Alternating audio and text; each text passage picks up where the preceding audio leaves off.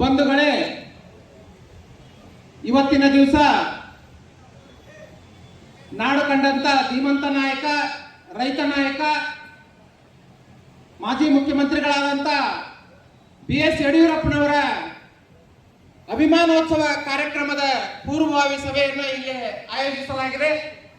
ಈ ಸಭೆಯ ಕೇಂದ್ರ ಬಿಂದುವಾದಂತ ನಮ್ಮ ನಿಮ್ಮೆಲ್ಲರ ನೆಚ್ಚಿನ ನಾಯಕರು, ಮಾಜಿ ಉಪಮುಖ್ಯಮಂತ್ರಿಗಳಾದಂತ ಸನ್ಮಾನ್ಯ ಶ್ರೀ ಗೋವಿಂದ ಕಾರಜೋಳ ಸಾಹೇಬ್ರೆ, ಹಾಗೂ ಈ ಕ್ಷೇತ್ರದ ತಿಪ್ಪಾರೆಡ್ಡಿ ಸಾಹೇಬ್ರೆ, ಹಾಗೂ ಭಾರತೀಯ ಜನತಾ ಪಕ್ಷದ ಜಿಲ್ಲಾಧ್ಯಕ್ಷರೇ, ಹಾಗೂ ವೇದಿಕೆ ಮೇಲೆ ಇರ್ತಕ್ಕಂಥ ಎಲ್ಲ ನಮ್ಮ ಸಮಾಜದ ಬಂಧುಗಳೇ, ತಾಯಂದಿರೇ, ಹಾಗೂ ಎಲ್ಲ ಕಾರ್ಯಕರ್ತ ಬಂಧುಗಳೇ, ಈಗಾಗಲೇ ಹನುಮಂತನವರು ಹೇಳಿದ್ರು ಮತ್ತು ಮಹಾಲಕ್ಷ್ಮಿ ಮೇಡಮ್ ಅವರು ಹೇಳಿದ್ರು, ಬಿ.ಎಸ್. ಯಡಿಯೂರಪ್ಪನವರಿಗೆ ಯಾಕಪ್ಪ ನಾವು ಅಭಿಮಾನೋತ್ಸವ ಕಾರ್ಯಕ್ರಮ ಮಾಡಬೇಕು ಅನ್ನೋದ್ರ ಬಗ್ಗೆ. ಬಂಧುಗಳೇ, ಈಗಾಗಲೇ ಒಳ ಮೀಸಲಾತಿ ಹೇಳಿದ್ರು.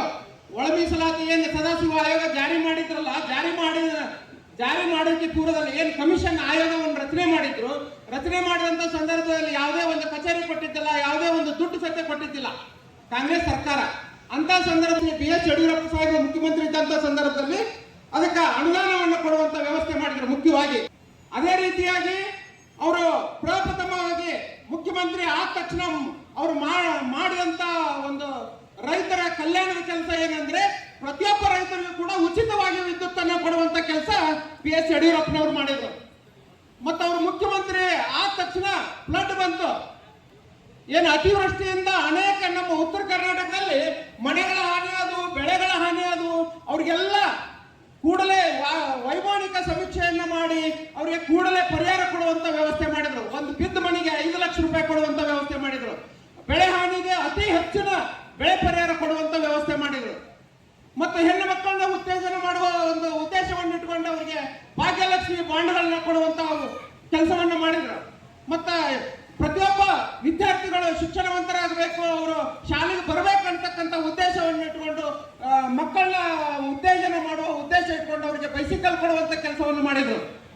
ಅದೇ ರೀತಿಯಾಗಿ ಅವರು ನೀರಾವರಿ ಯೋಜನೆಗಳನ್ನ ಅನೇಕ ಎಲ್ಲ ನೀರಾವರಿ ಯೋಜನೆಗಳಿಗೆ ಹೆಚ್ಚಿನ ಒಂದು ಅನುದಾನವನ್ನು ಕೊಟ್ಟು ಒತ್ತು ಕೊಟ್ಟು ನೀರಾವರಿಯ ಯೋಜನೆಗಳನ್ನ ಮಾಡುವಂತ ಕೆಲಸ ಮಾಡಿದ್ರು. ನಮ್ಮ ಸಾಹೇಬರು ನೀರಾವರಿ ಮಂತ್ರಿಗಳಿದ್ದಂತ ಸಂದರ್ಭದಲ್ಲಿ ಅನೇಕ, ಈಗ ಕೃಷ್ಣಾ ಮೇಲ್ದಂಡೆ ಇರ್ಬೋದು, ಏನಿದು ತುಂಗಾ ಮೇಲ್ದಂಡೆ ಇರ್ಬೋದು, ಅನೇಕ ಯೋಜನೆಗಳನ್ನ ಅನುಷ್ಠಾನ ಮಾಡುವಂತ ಕೆಲಸ ಸನ್ಮಾನ್ಯ ಶ್ರೀ ಬಿ.ಎಸ್. ಯಡಿಯೂರಪ್ಪನವರು ಮಾಡಿದ್ರು.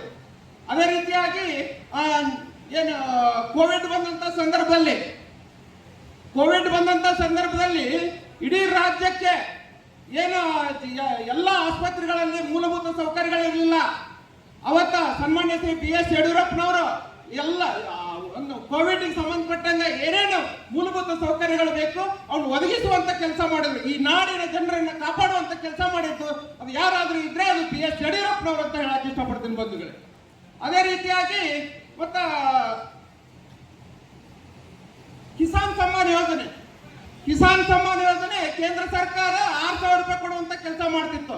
ಆದ್ರೆ ಬಿ.ಎಸ್. ಯಡಿಯೂರಪ್ಪನವರು ರೈತರ ಬಾಳೆ ಹೆಂಗಂದ್ರೆ ಅನ್ಸರ್ಟನಿಟಿ, ರಿಸ್ಕ್ ಅಂಡ್ ಅನ್ಸರ್ಟನಿಟಿ ಬಾಳ ಇರುತ್ತೆ.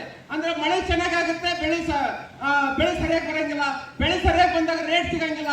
ಅದಕ್ಕೆ ಅಟ್ಲೀಸ್ಟ್ ಅವ್ರಿಗೆ ಬೀಜ ಗೊಬ್ಬರಕ್ಕಾದ್ರೂ ಅನುಕೂಲ ಆಗಲಿ ಅಂತಕ್ಕಂಥ ಉದ್ದೇಶ ಇಟ್ಟುಕೊಂಡು ಅವ್ರಿಗೆ ಕಿಸಾನ್ ಸಮ್ಮಾನ್ ಯೋಜನೆ ಒಳಗೆ ಪ್ರತಿಯೊಬ್ಬ ರೈತರಿಗೂ 4,000 ರೂಪಾಯಿ ಕೊಡುವಂತ ವ್ಯವಸ್ಥೆಯನ್ನು ಮಾಡಿದ್ರು. ಹೀಗಾಗಿ ಅವರ ಒಂದು ಅವರು ಮಾಡಿದಂತ ಕಲ್ಯಾಣದ ಕೆಲಸಗಳನ್ನ ಉದ್ದೇಶವನ್ನು ಇಟ್ಕೊಂಡು ಮತ್ತು ಒಳ ಮೀಸಲಾತಿಗೆ ಉತ್ತೇಜನ ಕೊಟ್ಟಿದ್ದಕ್ಕಾಗಿ ಅವರ ಋಣ ತೀರಿಸಬೇಕಂತಕ್ಕಂಥ ಉದ್ದೇಶವನ್ನು ಇಟ್ಕೊಂಡು ನಮ್ಮ ನಾಯಕರು ಈ ಒಂದು ಕಾರ್ಯಕ್ರಮವನ್ನು ಹಮ್ಮಿಕೊಂಡಿದ್ದಾರೆ. ಈ ಕಾರ್ಯಕ್ರಮಕ್ಕೆ ಎಲ್ಲ ನಮ್ಮ ಬಂಧು ಭಗಿನಿಯರು ಈ ಒಂದು ಕಾರ್ಯಕ್ರಮದಲ್ಲಿ ಭಾಗಿಯಾಗಿ ಎಲ್ಲರೂ ಯಶಸ್ವಿ ಮಾಡಬೇಕೆಂದು ತಮ್ಮಲ್ಲಿ ಕಳಕಳಿಯ ವಿನಂತಿಯನ್ನು ಮಾಡಿಕೊಳ್ತಾ ಈ ಸಂದರ್ಭದಲ್ಲಿ ನನಗೆ ಮಾತಾಡಲಿಕ್ಕೆ ಅವಕಾಶ ಮಾಡಿಕೊಟ್ಟಂತ ಎಲ್ಲರಿಗೂ ವಂದಿಸಿ ನನ್ನ ಮಾತನ್ನು ಮುಗಿಸುತ್ತೇನೆ. ಜೈ ಹಿಂದ್, ಜೈ ಕರ್ನಾಟಕ.